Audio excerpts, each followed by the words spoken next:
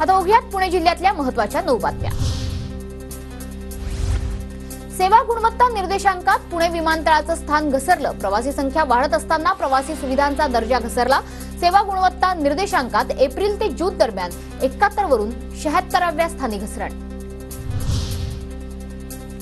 सावित्रीबाई फुले पुणे विद्यापीठाच्या पीएचडी प्रवेशाच्या प्रक्रियेला सुरुवात। 6000 विद्यार्थ्यांनी केला पीएचडी साठी नोंदणी।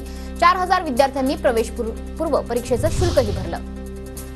कात्रज बस स्थानकात पीएमपीएमएलच्या सीएनजी बसला आग। 5 ते 10 मिनिटात आग आटोक्यात। सुदैवानं जीवितहानी नाही, बस मात्र जळून खाक झाली। पुणे महामेट्रोच्या वतीनं पिंपरी ते निगडी विस्तारित मार्गाचं काम सुरू। कामास अडथळा ठरणाऱ्या 57 झाडांवर कुऱ्हाड चालवली जाणार। वृक्षप्रेमींमध्ये नाराजी।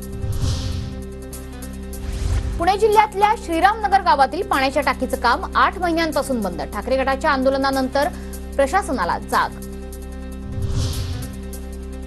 पुण्याच्या जुन्नर तालुक्यातल्या मांजरवाडीच्या देवजाळीत बिबट्या जेरबंद। बिबट्याला माणिकडोह बिबट निवारा केंद्रामध्ये हलवण्यात आलं। बिबट्या जेरबंद झाल्यानं परिसरातल्या नागरिकांना मोठा दिलासा मिळाला। पुणे महापालिकेकडून नदीकाठ सुधार प्रकल्पाअंतर्गत वन विभागाची 11 हेक्टर जागा ताब्यात घेणार। बंड गार्डन ते मुंढवापर्यंतची जमीन ताब्यात घेतली जाणार।